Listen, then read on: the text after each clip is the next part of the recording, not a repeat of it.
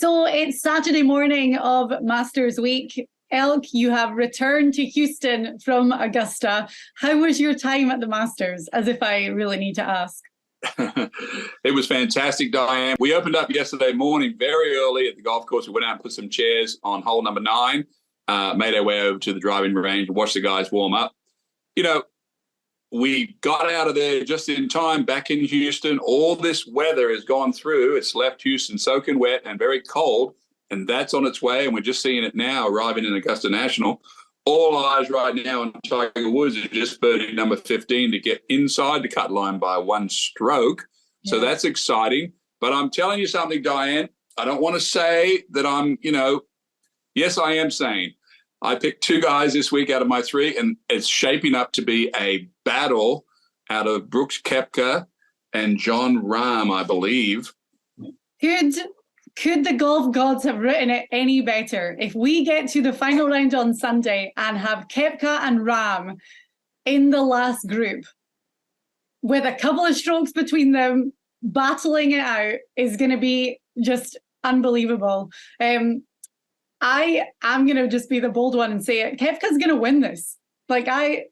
The way that he's played over the first 2 rounds, and yes, he had the good end of the draw weather-wise, and we did talk about that. And, all these guys have to finish their second round. He's going to have a really, really long wait today. Maybe we hope there's going to be golf in the 3rd round, but with that weather coming in, who knows what's going to happen. But he had to be sitting in his house at the end of yesterday just being like, thank goodness. What a feeling of relief. Well, he's certainly watching one guy right now, and that's Jon Rahm, still working his way up the leaderboard at 10 under. Talked about Rahm at the beginning of the week. He was my pick because he's just sort of that tenacious, guy playing that left to right shot. We were on the driving range watching Rahm warm up for the first day, and he was trying to hit the draw on the range. And I was telling Sam and everyone else, look at that. He's trying to hit the draw, and he wasn't pulling it off to the range. Diane's like playing a hole. You can see where they're going for. Went back to the power fade, and I'm pretty much looking at Shot Tracer, which is a big advantage now to see. He's almost exclusively going to that fade shot. Yes, going back to Brooks Koepka, sat with his father. I talked about it on this very show a couple of days ago. His father said this is the most confident he's been since Beth Page. He won last week. His putting's back. He's back working with Claude Harmon Jr. He's got the power fade. Brooks Koepka's round, Sam and I followed it on the Masters app. He almost played the perfect round yesterday from tee to green, and unbelievably, Diane, he probably missed 5 putts inside of 10 feet yesterday. Could have been just gone in this tournament. Yeah, but he did save a lot of great early pars. And he had talked about the fact that he felt way more confident putting outside of 10 feet in the first round than he did inside of 10 feet. But yesterday, that flipped. He had a lot of 5, 6, 7 footers to save par, which he did. His game looked so dialed in. I said there he was probably sitting at home at the end of round 2 feeling relief. No, he's not. I'm sure he's sitting there with dead focus. He talked about, how he is at home. This is the only thing he's thinking about right now is going out and winning the Masters and getting that green jacket. Nothing else is distracting him from that goal. Yeah, I think he's not relaxed. He's bubbling still inside. The volcano is still rumbling around in there. Brooks Koepka doesn't say much in the press room, but that he, is looking for some sort of redemption in his mind. He's one of those locker room guys that if somebody puts something up on the board, he takes that, puts it internal, and just plays against that the whole way. It's when he doesn't have anything to hate is when he's really not on. And it's not a 2-man race. I'm looking at the board right now. Sam Bennett, of course, is a great story out of Texas A&M, a local kid for us, 8 under. Don't know if he'll be able to hang with those 2 guys ahead of him on the weekend, although I'd like to see him, do what he does. Cut looks like it's going to fall at 2 over. Rory McIlroy was a big disappointment. We talked about him this week on the show. Does it all start with the driver with him? Does it start with the putting, or does it start with his brain? Not sure, but clearly Rory McIlroy has not been prepared to play golf at this level. Missed the cut at the Players, missed the cut at the Masters. He's just not his normal self. What did you see from Rory this week? I was so shocked because I got it completely wrong. I said that I thought that he felt more relaxed and more confident and with more good vibes going into the opening round than he ever had before. And I went out and said he probably had the best chance ever of winning the Masters and completing the career Grand Slam. And we saw the exact opposite. There was no fight. Like, it was very uncharacteristic of the Rory, even that we saw at the match play just a couple of weeks ago. So I don't know. I mean, he after the Players and missing the cut, he really slated his driver, but then he went back and worked with TaylorMade and got that driver tuned in, and he hit it great at the match play. So I don't know. I don't know if there's just this mental demon when it comes to this course and this tournament, and if he's ever going to be able to do it. With every year that goes on, that was his 9th attempt at the career Grand Slam. It's getting tougher. Yeah, and I think when you look at the two players that are at the top of the board right now, Jon Rahm's playing good golf. He's 10 under, but he's sprayed a lot of drives yesterday afternoon, and he's obviously doing it with mental power, and so is Brooks. They both have that clarity, that they're competitive clarity that they need to play well at the Masters. They both fade the ball. We talked about that a draw is preferable. However, at the length that these guys hit, doesn't really matter. I mean, I'm looking at Rahm there now, 10 under going into the 14th. He's still got another par 5 to play. I mean, we could be tied or nearabouts tied going into the weekend. Don't know what's going to happen today. I was texting with one of my friends who's up there right now. Weather's going to get a bit worse as the day goes along because it's coming from what we had here in Houston. Though I'm predicting they'll get some golf today, but not all of it. And tomorrow doesn't look much better. Could be a Monday finish. But Diane, it's really shaping up to be, as you said earlier, these fight between these two jumbo whales of players. And I'm not even looking at it between Liv and the Tour. This is the Masters. They both came here prepared. They're both equally qualified to be in this event. This is a world tour nowadays. Guys in this tournament are playing in Japan and Korea and Australia and all these different places. To me, I've got all that aside, Diane. I'm just looking at two guys that are playing great golf. Yeah, and I agree with you, and you have to think like players from the DP World Tour, the Masters, it doesn't matter where they're playing. They've qualified somehow, they're in it, and we have, as you call them, the two big whales sitting at the top of the leaderboard. But they have Colin Morikawa, Victor Hovland, Cameron Young, Jason Day, who was my pick, and part of me died inside when he crumbled towards the end of his second round. I'm like, we were right there.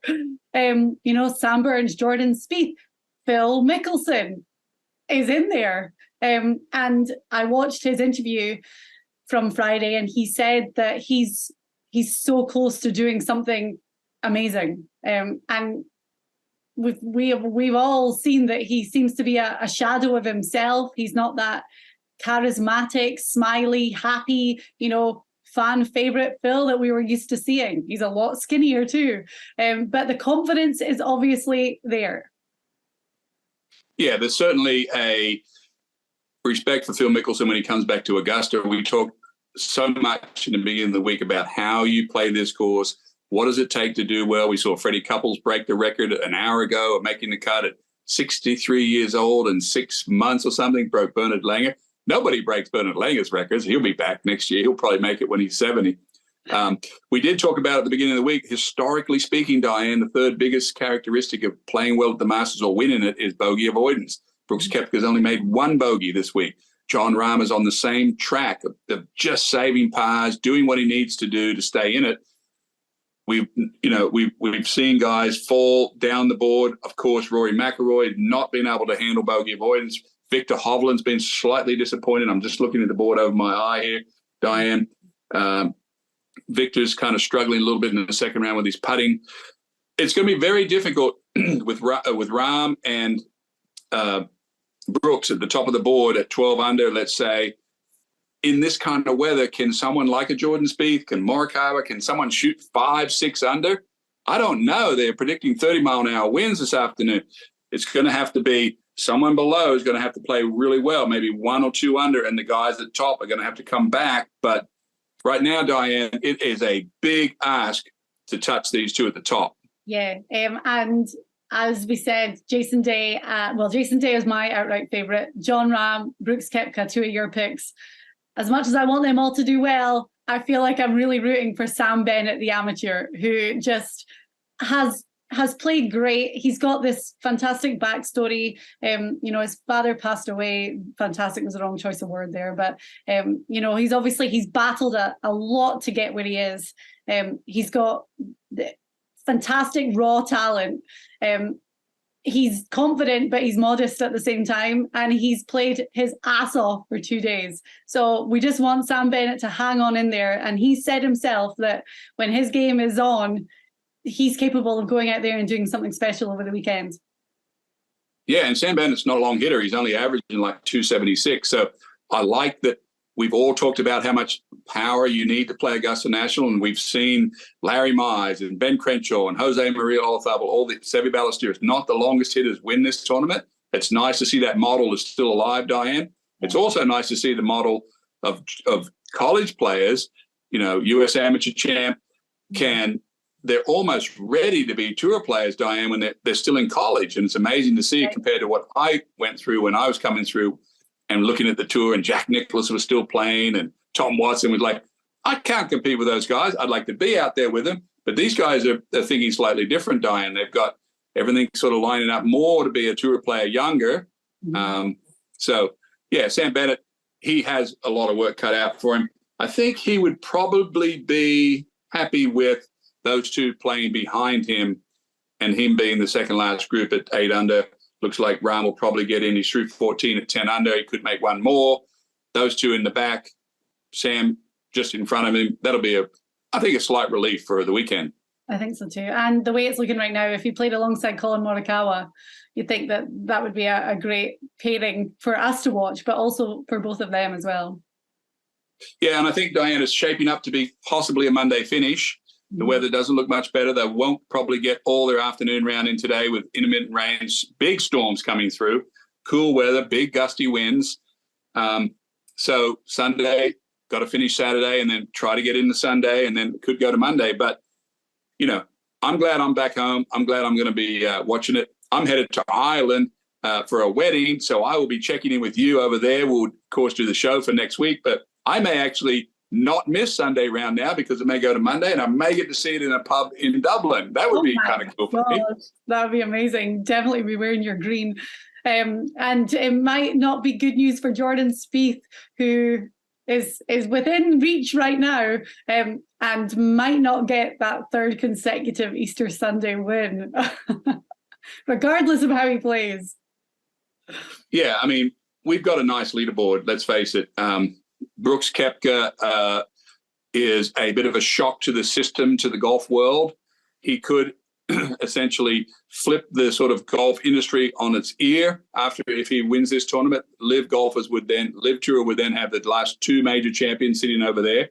Brooks Koepka would then be going to the Open Championship to complete a Grand Slam. Mm-hmm. It's making their events on the calendar at Live even bigger now that they're going to Australia next. If Brooks Koepka is a current Masters champion and Cam Smith's the current Open champion, going to Australia where they've already, done that. I spoke to a lot of people in the industry this weekend, Diane, up there. They don't know how to, I'm talking about club manufacturers, people in the industry, they don't know how to evaluate Live Tour yet.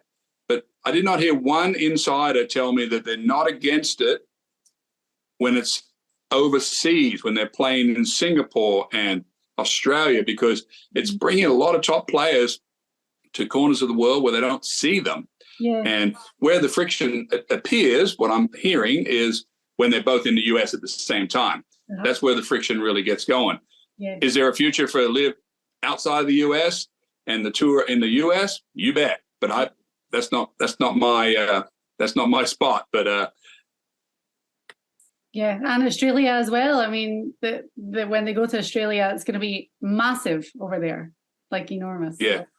Okay, well, Koepka 12 under after the first two rounds, and the only person who has twice not won a major after being in that position is Greg Norman. So we shall see how it all goes down over the weekend, hopefully over the weekend, possibly into Monday, as we said. And we will catch up with you, Elk, next week from the glorious Emerald Isle. Cameron, yes, you will. Cameron Young at 7 is not to be counted out, Diane. He's got the power. He's right there. I'm just looking at the board right now. Yeah, it's going to be exciting no matter what. But it is shaping up to be these power hitters on the weekend.